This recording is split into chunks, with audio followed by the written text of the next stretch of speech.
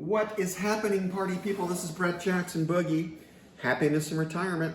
Today I'm going to talk to you about how I ferment my veggies, mostly my garden veggies. And the reason we stumbled upon it is at the end of the season, it's really handy for this, by the way. At the end of the season, we had all these green tomatoes we didn't know what to do with. And the girlfriend had a great idea to ferment them. And they turn out great. You just put them in a brine solution of 3%.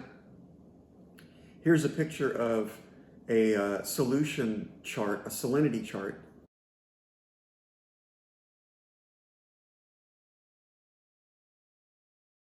And use this chart and measure in grams to get the 3% salinity, and that's what I use in mine. So they turn out really crunchy. I put the stems from my greens in here,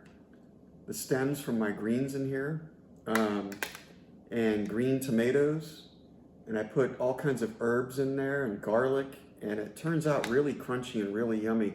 And you can experiment with it, and you can put any kind of vegetables you want in there.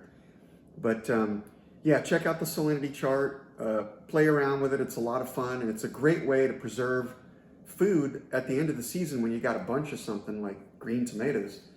We never would have thought to do anything with green tomatoes except the traditional, fried green tomatoes, but we didn't want to eat a ton of fried green tomatoes, so this is what we did. Peace out. If you like my material, hit the subscribe button and go to the next video. Thanks.